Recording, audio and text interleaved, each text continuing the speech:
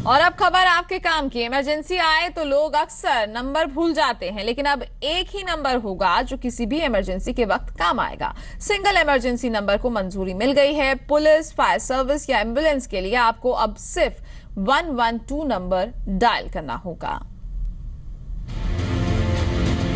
America की तर्ज पर भारत में भी सिंगल इमरजेंसी नंबर का रास्ता साफ हो गया है।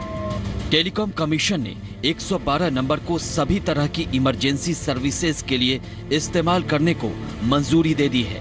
यानी फायर सर्विस, एम्बुलेंस और पुलिस सहायता के लिए अलग अलग नंबर डायल करने की जरूरत नहीं होगी। सूत्रों के मुताबिक अगले कुछ महीनों में नया इमरजेंसी नंबर लागू हो जाएगा।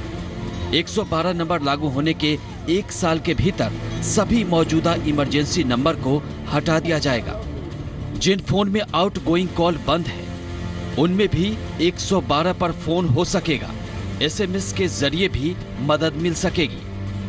अमेरिका में 911 नंबर सभी इमरजेंसी सर्विसेज के लिए इस्तेमाल होता है। फिलहाल देश में अलग अलग इमरजेंसी सर्विसेज के लिए अलग अलग नंबर हैं। जैसे पुलिस सहायता के लिए 100 नंबर डायल करना होता है, इसी तरह फायर ब्रिगेड के लिए 101 नंबर है, जबकि एम्बुलेंस के लिए 102 नंबर डायल करना होता है। प्राकृतिक आपदा में सहायता के लिए 108 नंबर डायल करना होता है।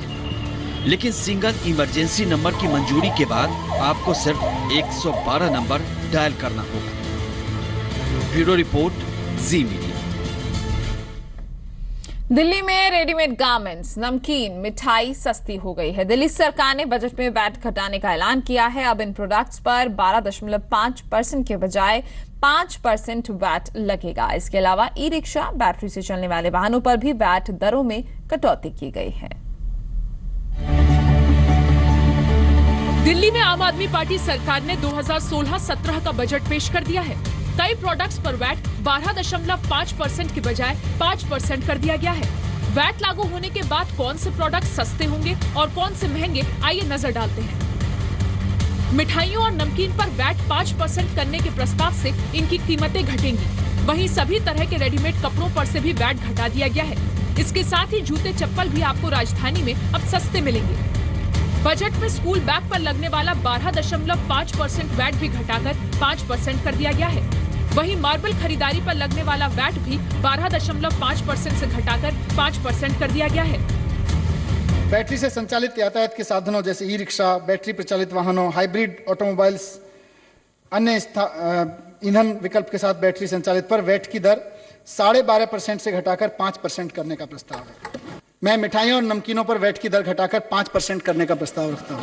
सभी प्रकार के रेडीमेड गारमेंट्स पर 5% की दर से टैक्स लगाने का प्रस्ताव करता हूँ। मार्बल पर कर की दर 12.5% से घटा के 5% करना राजस्व के हित में भी होगा और मैं उसका प्रस्ताव रखता हूँ। लेकिन ऐसा नहीं है कि आम आदमी पार्टी सरकार के दूसरे बजट में सब कुछ सस्ता ही करने का ऐलान किया गया हो। आइए नजर डालते हैं कि बजट के बाद क्या महंगा होगा। सभी तरह की घड़ियों पर अब वैट 12.5% लगेगा। इसके साथ ही फैब्रिक और टेक्सटाइल उत्पादों पर 0% वैट को बढ़ाकर 5% कर दिया गया है। दिल्ली में बढ़ते प्रदूषण पर लगाम लगाने के लिए बजट में प्लास्टिक कबाड़ को भी महंगा करने का प्रस्ताव है। इस पर अब 5% वैट लगाया गया है। केजरीवाल सरकार ने तंबाकू और उससे बनने वाले सभी प्रोडक्ट्स पर टैक्स बढ़ाकर 20% करने का प्रस्ताव दिया है। जाहिर है दिल्ली में तंबाकू प्रोडक्ट्स अब और महंगे हो जाएंगे। बजट बहुत अच्छा है। Thinking in education to spend money on training बहुत अच्छी बात है, करना चाहिए। टीचर्स को ट्रेन करना चाहिए, बच्चों को और क्लासें बनानी चाहिए और स्कूल बनाने चाहिए। उसमें तो कोई कहने की बात ही नहीं है, वो तो अच्छी बात है। बट और भी बहुत चीजें हो सकती थी, मैं सुनता हूँ। दिल्ली सरकार के बजट को लेकर इंडस्ट्री का मिला जुला रिस्पॉन्स है। ये पहले से ही कयास लगाए जा रहे थे कि दिल्ली सरकार वैट को लेकर बजट में बड़ा ऐलान कर सकती है। ब्यूरो रिपोर्ट, जी मीडिया।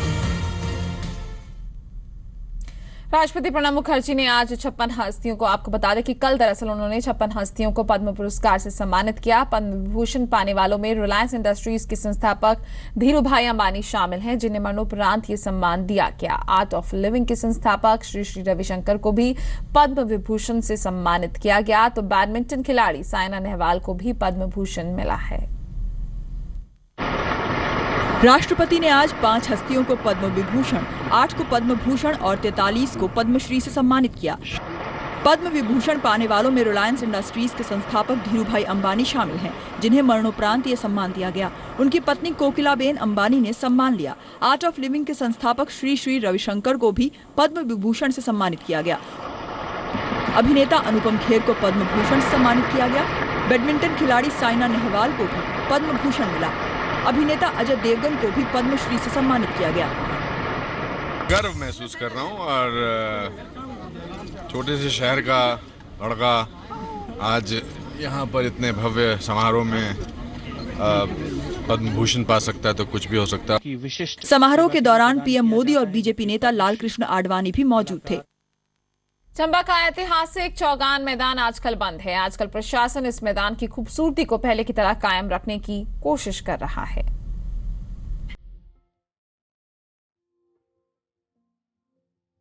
चंबा नगर का इतिहास करीब 1000 साल पुराना है। इस शहर को 10वीं शताब्दी में राजा शाहिल वर्मा ने बसाया था। चंबा में कई ऐसी प्राचीन धरोहरें हैं जिनके दीदार के लिए देश के साथ साथ विदेशी सैलानी भी खींचे चले आते हैं। प्राचीन भगवान लक्ष्मी नारायण का मंदिर समूह और ऐतिहासिक चौगान मैदान जैसी जगह इनमें से कुछ खास है। चौगान मैदान से शहर की सुंदरता को 4 चांद लग जाते हैं। राजसी कला में चंबा के राजाओं ने पीढ़ी दर पीढ़ी इस चौगान मैदान की खूबसूरती को बरकरार रखने के लिए कोई कोर कसर नहीं छोड़ी। तब राजाओं ने खास तरह की घास मॉरिशस से मंगाकर लगवाई थी, जहां राजा गोल्फ खेला करते थे। वहीं कई ब्रिटिश शासकों ने इसी मैदान में क्रिकेट मैच का लुत्फ उठाया। आज भी चौगान मैदान में कई आयोजन किए जाते हैं, खासतौर पर दशहरे के दौरान लगने वाले ऐतिहासिक अंतर्राष्ट्रीय मिंजर का मेला, जिसके बाद मैदान की खूबसूरती को लौटाने के लिए कई दिनों के लिए बंद कर दिया जाता है। और आजकल भी प्रशासन इसके लिए जुटा हुआ है और स्थानीय लोग भी प्रशासन की इस कोशिश को सराहना करते दिख रहे हैं। पिछले कुछ सालों में इस चौगान की हालत से बदतर हो रही है मतलब की नहीं, पर अब कुछ ऐसा लगता है कि इसमें सुधार चल रहा है। कुछ समय से ये चौगान की हालत जो है इतनी दयनीय स्थिति में हो गई थी कि चौगान में जाने को भी डर लगता था। अब कुछ समय से ये चौगान जो है वो अपनी पुरानी विरासत में आ रहा है, हरियाली उसमें है और चंबा के लिए ये एक अच्छी बात है। चौगान मैदान के सौंदर्यीकरण को लेकर डीसी का कहना है कि इसके सौंदर्यीकरण के लिए जिला प्रशासन 1 साल से लगा हुआ है और इसे अंजाम तक पहुंचने के लिए हर मुमकिन कोशिश की जाएगी। चंबा का चौगान है वो ऐतिहासिक मैदान है हमारे चंबा का, और जो पहले से ही लगभग मुझे लगता है 1 साल पहले से ही चंबा का जो मैदान है ऐतिहासिक मैदान है उसकी रूपरेखा को किस प्रकार संवारा जाए, उसी के तहत लगभग वीकली इसको मॉनिटर किया जाता है और चंबा का जो मैदान है उसको संवारा जा रहा है। जहां चंबा के इस चौगान में स्थानीय लोग तो घूमने और टहलने आते ही हैं, साथ में प्राचीन मंदिर होने के चलते ये सैलानियों की पसंद में भी शामिल हो चुका है। इस मैदान में अक्सर सैलानियों को घूमते देखा जा सकता है, जिसके चलते इस मैदान की पर्यटन के लिहाज से भी खासी अहमियत है। शिव शर्मा, जी मीडिया, चंबा।